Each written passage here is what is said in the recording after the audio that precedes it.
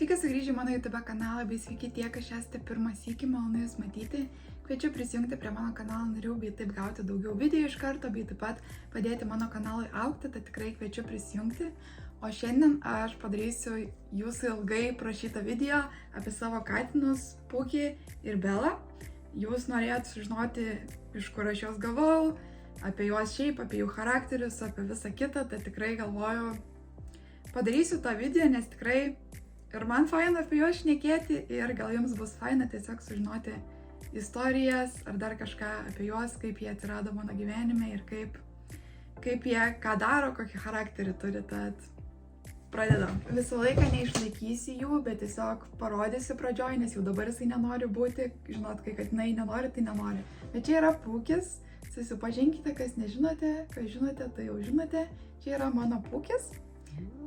Nebenoriu būti ant rankų dabar, bet esmė, kad aš stengsiuos kuo daugiau ir nuotraukų čia parodyti ir panašiai, bet kaip Pukis atsirado mano gyvenime. Tai iš tikrųjų tai yra labai tokia įdomi istorija, dėl to, kad mano močiutė kaime, dabar kur aš gyvenu šitam vienkiemi, turėjo tokią katę laukinę, pusiau nelaukinę, nes ją šeria, ta prasme, bet jinai tvarte gyveno su gyvuliukais, šaltai šienė ten gulėdavo ir panašiai.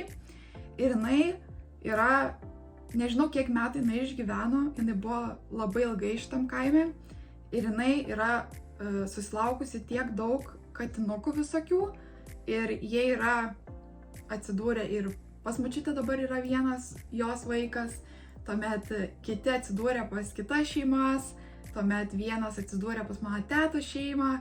Nu, žodžiu, labai daug kam katinų jinai yra padovanojusi iš gyvenimą.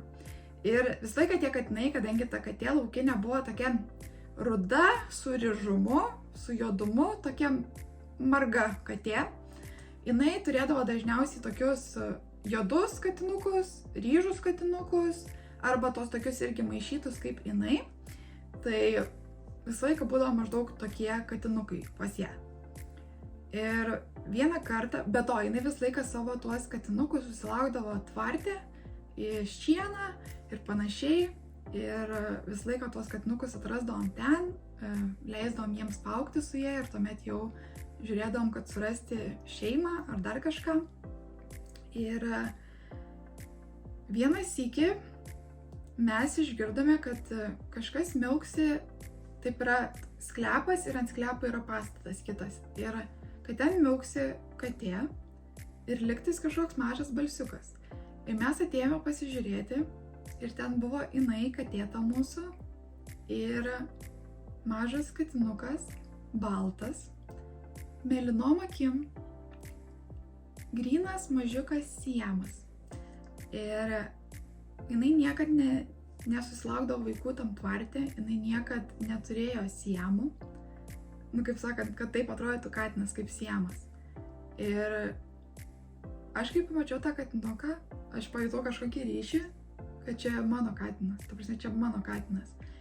Ir aš tiesiog įsimylėjau pirmų žvilgsnių Pukį ir man buvo keista, kad kodėl, kaip, kaime aplinkui lyg ir niekas neaugina Siamo katinų. Kaip jinai galėjo susilaukti Siamo katino? Nu, atrodančią išvaizdą, aš nešneku apie veislę, gryną veislę, tad aš šneku apie išvaizdą. Ir aš buvau šoke, bet kitas dalykas yra, kad jinai augino tą katinuką, kai iš pradžių ten ir augino ant sklepo. Ir kai jisai jau paaugo tiek, kad galėtum atskirti nuo motinos, aš galvojau, kad aš tikrai jį auginsiu, tad atėjau jo, kaip sakant, pasiimti. Bet anksčiau, kai būdavo su katinais, tai katė nenorėdavo tų savo katinukų atiduoti, nes vis tiek tai jos vaikutis. Bet su Pukiu, kai buvo, aš atėjau ir ta katė buvo prie to Pukio ir jinai tiesiog leido man jį pasiimti. Nebėgo ir Pukis nebėgo ir ta katė nepyko, kad aš pasiemu tą katinuką. Ir čia buvo toks keistas lyg ženklas, atrodo, kad jisai man skirtas. Ir aš jį pradėjau auginti. Ir jisai nuo pat mažumės, jisai buvo, kai buvo mažas, jis buvo visiškai pagrinde baltas, labai mažai pilkumo ir tikrai, kur rasiu, viską įdėsiu. Ir jisai nuo pat mažumės buvo su neįprastu charakteriu. Ta prasme, toks išdykęs, toks kalbantis, toks judrus. Ir aš internete, aišku, pradėjau domėtis apie siamo veislę ir kokius jie turi charakterius. Ir jisai visiškai atitinka siamo veislės charakterį. Ir aš iki dabar atrodo, kad auginu tikrai siamo katiną, nors aš žinau, kad tikrai jisai nėra, nes jisai iš kaimo katės, nebent ta katė stebuklingai iš kažkur pavogė tikrą siamą ir atsinešė jį. Bet kiek domėjausi internete, kodėl jisai taip atrodyti gali, tai kad siamo katinų genas yra labai stiprus ir jeigu kažkur, ta katė su kažkokiu katinu susilaukė to katinuko, jeigu tas katinas, pavyzdžiui, turėjo savyje siamo veislės geną, tai tas genas pramuša visus kitus genus ir gimsta todėl tokios spalvos ir akių katinas. Tai jisai lyg ir turi to siamo kaip ir geną, dėl to atrodo taip, bet nėra pilnas siamas, suprantate? Tai man keista tas, kad jisai ne tik atrodo kaip siamas, bet jisai ir elgiasi kaip siamas. Jisai yra labai judrus, labai viską darantis, kaip sakant, kad tave judinti. Jisai kaip vaikas mažas, jisai mėto daiktus, jisai šneka labai dažnai su manim. Jisai, kas mane seka TikTok'e, esat matę video ir tikrai čia turbūt esat matę ne kartą, kai aš ruošiuosi kažkur išeiti, jisai manęs neišleidžia. Jisai man kanda į ranką ir laiko, kai aš ruošiuosi rūbus deduosi, jisai vaikšto tiesiog man tarp kojų, neleidžia praeiti. Kai batus deduosi, tiesiog irgi batus kimba. Tiesiog yra prilipęs prie manęs, visiškai kaip prie kokios mamos. Ir tiesiog yra, nežinau, toks juokingas, toks fainas, toks išskirtinis katinas, labai sargus. Kai aš atsikrausčiau iš čia gyventi į namą, jisai pradėjo elgtis kaip šuo. Ką aš turiu omeny? Kad jisai svetimų žmonių neįleidžia į namus, jisai urzgia, jisai kanda, jisai saugo namus kaip tikras šuo. Aš nesu mačiusi tojo katino, bet to jisai, kai, pavyzdžiui, išgirsta, kad kažkas lyg ir nori įeiti namus, jisai pradeda urgzti taip kaip šuo, taip. Aš nežinau, kas čia per katinas, jisai man stebuklingas. Jo zodiako ženklas palei gimimą yra dvynys, kaip ir mano, aš dvynė ir jisai dvynys. Ir jisai ir dvynė turi charakterio savybių, nes jisai ir toks moka būti, ir be galo mielas, ir kartais be galo toks, kaip sakant, piktas, bet man jisai yra tiesiog, žinot, tiesiog mano katinas, jisai mano pirmas pilnas mano augintinis, kuris yra tik tais mano, kur aš auginau grinai. Tai man jisai yra viskas, sakau, aš kaip vaikutį laikau dėl to, kad, nežinau, be jo aš negalėčiau. Su juo yra žiauriai kartais sunku, dėl to sakau, jisai visko pridaro, jisai tiek yra visokių, kaip sakant, pridaręs blogų dalykų, žinot, nukanda, ką nors, ką nereikia, kokią nors laidą, ką nors, žodžiu, sudaužo, jisai toks tikrai yra naglas katinas, bet, negali jo nemylėti, nes jisai tiesiog tuomet padaro, ką nors be galo mielą ir tu tiesiog atleidži visas jo nesąmonės. Tai Pūkis yra tiesiog man išskirtinis katinas, tikrai su didžiausiu charakteriu, kokį tik žinau. Ir gal jį myliu už tai.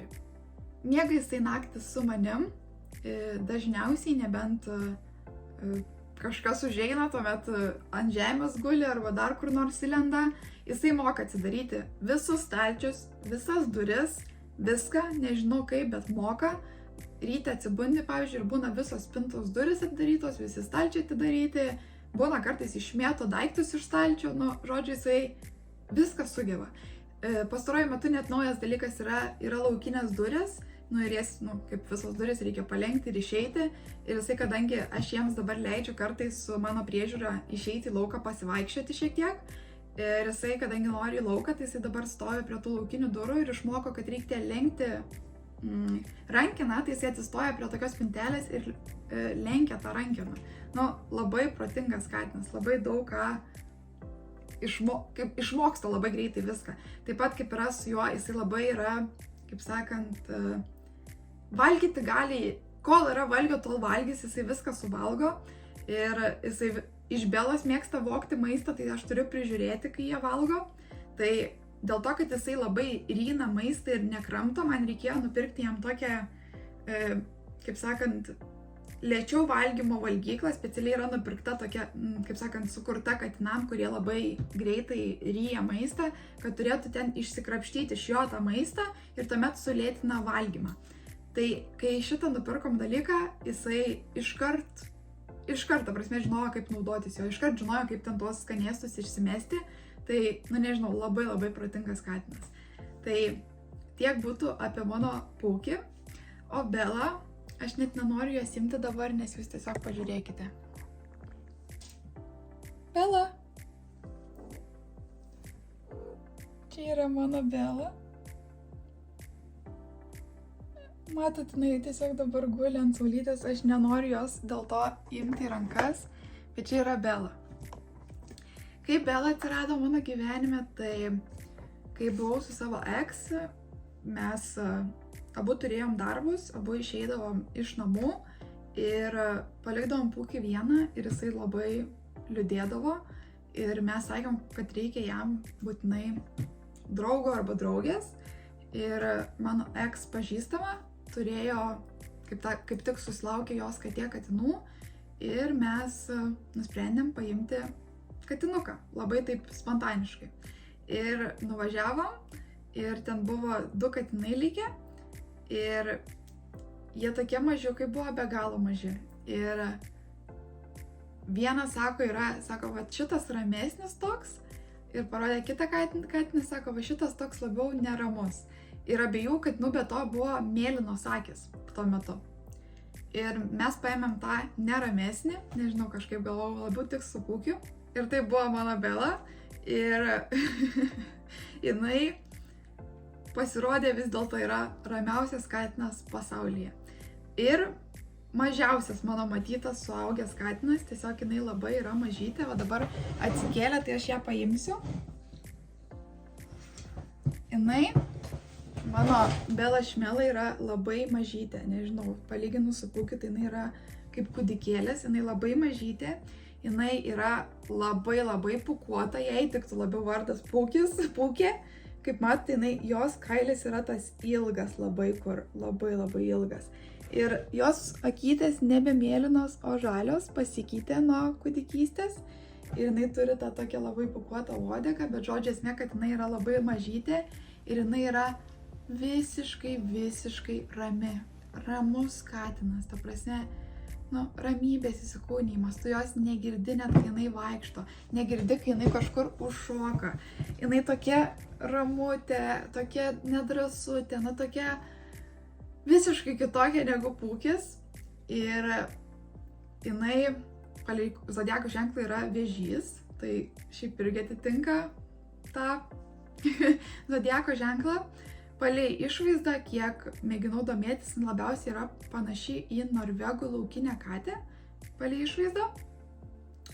Ir charakteris jos irgi šiek tiek atitinka tą veislę, bet sakau, čia tik tais spėliojamai, nes esmė yra, kad jinai irgi turbūt tiesiog paprasta katė, bet taip atrodo. Ir jinai buvo man labai įdomu, kaip Pūkis ją priims, bet nebuvo visiškai problemos, Pūkis ją prausdavo jau mažytė, su jie būdavo visą laiką ir pradėdavo jau nuo mažų dienų, kai dar buvo mažesnė, žaisdavo jie abu kartu ir visa kita. Ir tikrai susidraugavo. O koks dabar tarp jų ryšys, tai yra labai toks juokingas, toks grynas kaip brolius su sesė, nes tai pykstasi, tai draugai. Tai pykstasi, tai draugai. Pykstasi, tai aš neku apie tai, kad tiesiog kartais taip, kai jie ten žaidžia, rutuliuojas, viens kitą kandžioja, atrodo, kad pykstasi, bet kartais būna viens kitą apsikabinę laižo, bet kas man nepatinka, kaip pasakyti, ne tai, kad nepatinka, o visą laiką aš norėjau tų katinų, žinot, kur viens į kitą susivinioja miega. tai jie niekada kartu nemiega, iš tikrųjų, net jeigu aš ant lovos, aš miegu lovoje, tai dažniausiai niekad jie kartu ant lovos nemiega atskirai, ta prasme, arba Bela miega, arba Pūkis, labai retais atvejais miega abu ir tai dažniausiai būna kai turėjau operacijas, kai grįžtu iš operacijų namo, tuomet dažniausiai abu ateina į lovą atsigulti, tai turbūt taip palaiko mane. Bet dažniausiai sakau, po vieną tik tais leidžia jiems, kaip sakant, negali abu. Ir niekada, sakau, nemiega taip šalia viens kito, tai man norėtus, bet jie tokie nėra. Ir Bela irgi miega visą laiką kambarį su manim, bet ant lovos dažniausiai miega Pūkis, nes jisai užėmęs tą lovą, o Bela miega arba ant savo draskyklės, arba ant kėdės šitos. Žodžiu, visą laiką kažkur šalia vis tiek. Jinai yra tokia labai lėtutė, jinai labai lėtai valgo savo maistą ir jinai pavalgo kelis kąsnelius, nueina, pasivaikščiot, dar kažkur, tuomet grįžta, dar kelis kąsnelius suvalgo. O Pūkis, jisai ėda viską, tai dėl to aš turiu prižiūrėti, kaip Bela valgo, nes jeigu jinai nueina, Pūkis iškart bėga valgyti jos maisto. Dėl to aš turiu visą laiką prižiūrėti, kad Bela pilnai pavalgytų, nes jisai toks yra, sakau, naglas, o jinai tai yra tokia gerutė, tokia, žinot, kaip sakant, linksmutė, bet jo, tai tokie du visiškai skirtingi katinai, bet labai gerai susidraugavo ir papildo viens kitą, kaip sakant. Su Bela yra tik tais taip, kad jinai mažiau mėgsta tą tokį, kai paėmi ir pradedi glaustyti. Pūkį tai gali kada nori paimti ir paglaustyti, o Bela tai jinai kada pati nori. Tai čia gal toks mergaitiškas bruožas. Bela, kada jai užeina meilė, tai užeina meilė, tada jinai ateina, trinasi, nenulipa, nori tos meilės, bet kada jinai tiesiog vaikšto ir, pavyzdžiui, ją paėmė ant rankų, tai jinai tokia, paleisk mane, aš noriu daryti savo. O Pūkį tai gali kada nori paimti. Bet, žodžiu, sakau, visuose vietose, man atrodo, jie yra skirtingi. Visuose. Tai gan ir gerai, nes labai faina turėti tokius du išskirtinius katinus, kad vienas toks, o kitas toks, skirtingose pusėse. Ir sakau, man visą laiką su jais linksma, niekada neliūdna ir labai vienas su kitu yra susigyvenę. Ir tarp jų metų skirtumas yra tik tais metai. Pūkiui dabar sueis 6 metai, o Belai 5, kas yra keista, nes atrodo, kaip taip greitai laikas eina. Ir aišku, man visą laiką yra, žinot, aš be galo pergyvenu dėl jų. Aš labai tikiuosi, kad jie kuo ilgiau gyvens ir visa kita, nes tiesiog čia yra mano meilės. Aš vienodai myliu ir šunis, ir kates, nėra, kad aš tik kačių mylėtoja, aš vienodai myliu. Aš visat, kai augau, turėjau šunį ir panašiai, ir kates, tai aš laiką užaugus prie gyvūnų, dėl to aš juos taip myliu.